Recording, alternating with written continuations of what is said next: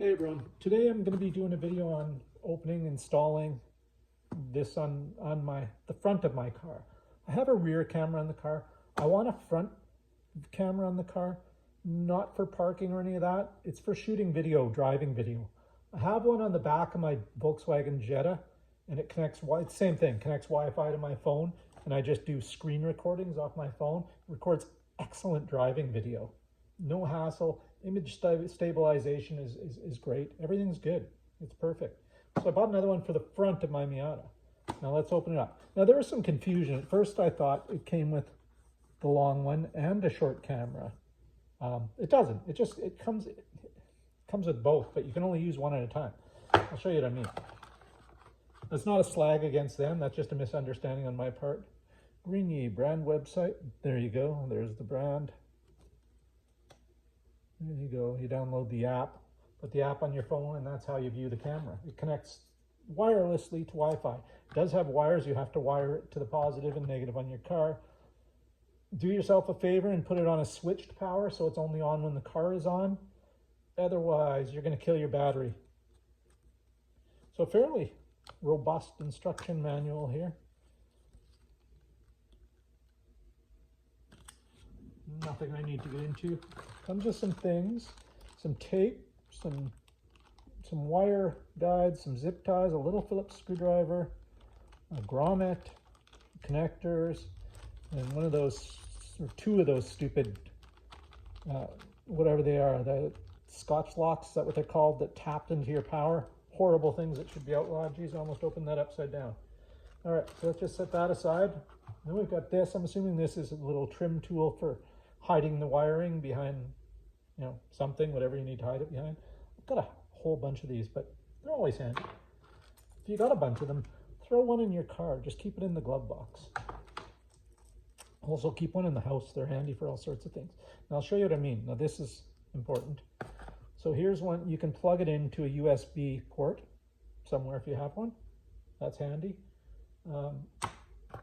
Or you can direct wire it. So this one, just one end connects to the camera, the other connects to positive and negative. You know, they're even labeled. AC power, which is accessory power, which is what I plan to do. Ground. There you go. They're very small wires. These are some sort of mounting screws. Not sure exactly what for. We won't be using this cable. Not sure about these screws. What we're going to need, let's dump this stuff out. Oh, before we do any of that, let's take a look at the actual camera first. It's in the bottom of the box. So yeah, you can use it. It mounts to your license plate bolts. Perhaps that's what those screws are for. I don't know. It does pivot, but only in one direction. So it sits level, but it'll pivot up if you mount it that way.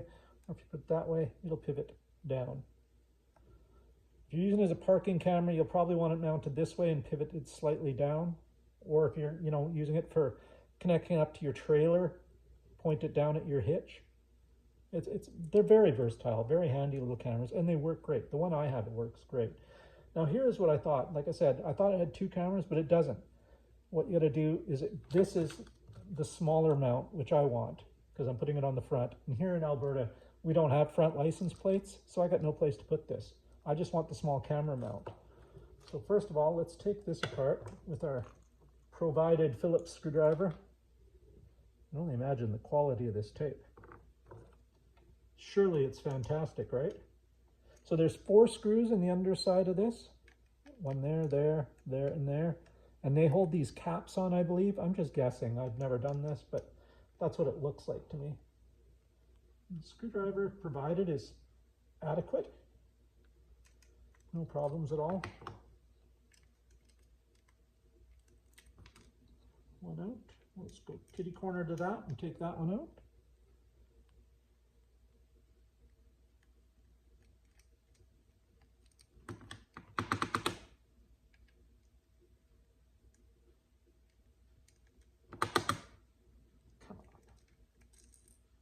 There we go.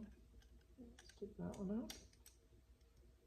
I probably could have got away with just taking off one side. But I said, I don't know. And I ain't reading them. I'm not reading the instruction manual. Not unless it involves potential limb loss. Yeah, so you only have to take one side off. You see that? So it's got a little fits in. Should be able to lift that enough and slide it out, I'm guessing. Let's not fool around with it. Let's take the other one off. We've got half done, so let's not half-arse anything here. All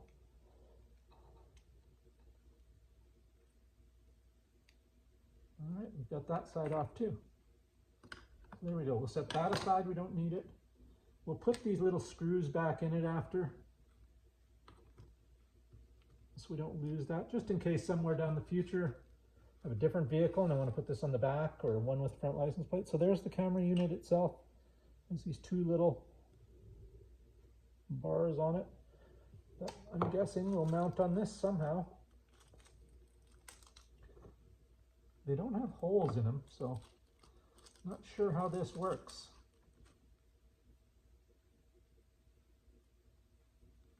Oh, I see. I see. So see, on the back of the camera, there's two screws. And on this, let's see, you guys can see that? So that will mount to those two screws like such. Can you see that? There you go. Hope you guys can see that. I'm going to snug these side screws up a little bit so this thing's not twisting all over while I'm playing with it. And that's what makes it, gives it its adjustability once you've got it mounted. But I just want those kind of locked up. So let's take a screwdriver again and take those off. Actually, I think this whole mount will come off, I believe. We'll see in a moment. Here, show you guys what I'm doing. I dislike working with little screws like this because I have peripheral neuropathy, which means my extremities, my fingers, my toes, my feet, my hands are kind of numb and tingly. I don't have the greatest sensitivity in my digits anymore. There we go.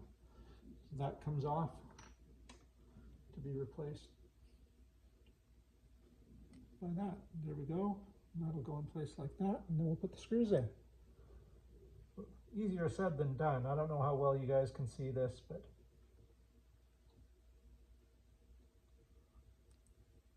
wow, it's going much easier than I assumed it would. See if we can get this side started. We did, we got it started. Holy moly. Now let's see if we can keep this fortuitous bout going and get this side started.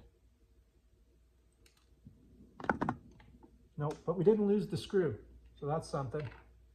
That's something to be proud of. Holy moly, this is fidgety.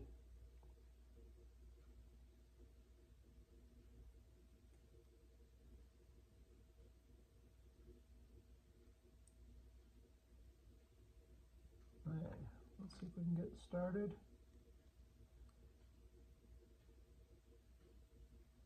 There we go. Before I screw it all the way in, I'll show you how it is. See? That. And we'll just tighten those up.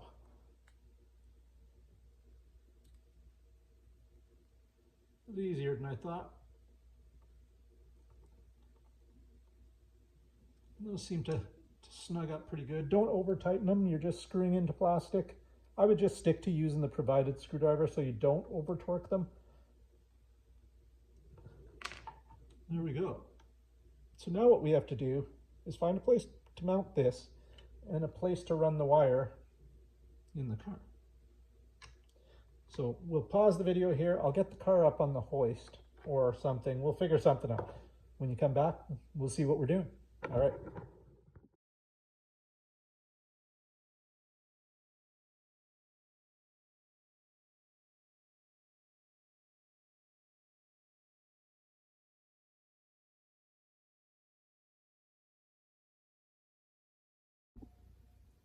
All right, folks, there it is. I got it mounted in the the opening in front of my Miata here. See, it's mounted underneath. I used the two-sided tape, stuck it up there, then ran screws in. It can be adjusted up and down. I've got it, I think, set where I want it. We'll have to see. I'll have to go for a drive to find out. Look at all the bugs on my car. Holy moly. I'll show you how I wired it up top. Just a sec. Let me drop this, lower this down, so guys, I can show you. So I ran the wire. Oh, great.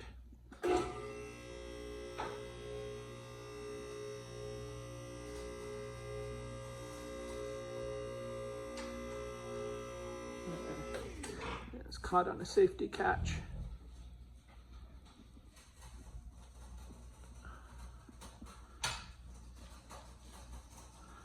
Damn it.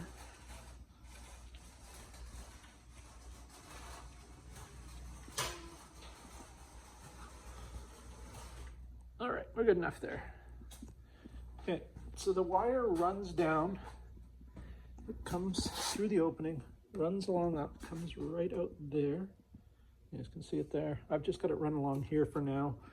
I've got lots of wire to play with. It runs there, splits into two wires inside this sheathing. I had to cut the sheathing, peel it back to lengthen these two. The negative ground goes to the my washer bottle mount, or my radiator overflow, coolant overflow tank mount bolt, and the positive runs straight to the fuse box. There's a provided positive there. Not sure if that's going to be a permanent solution, but works for now. So I'll try it out. We'll go for a run, see how it works. It didn't take a lot of tools or anything. Test light was handy for finding a positive in the ground. Wire stripper, some crimpers because I used a couple connectors, screwdriver bits. I used this for fishing the wire from the top to bring it out. Piece of the two-side tape that was provided. You don't really need much. That's depending on how good you want the install to be. You don't need a whole lot of tools. A wire stripper, crimper, and the provided screwdriver would probably be all you'd need. So there you go. Yeah, I'm gonna button everything up here and take it for a run, and I'll post the video of how it looks at the end of the video here. All right, thanks.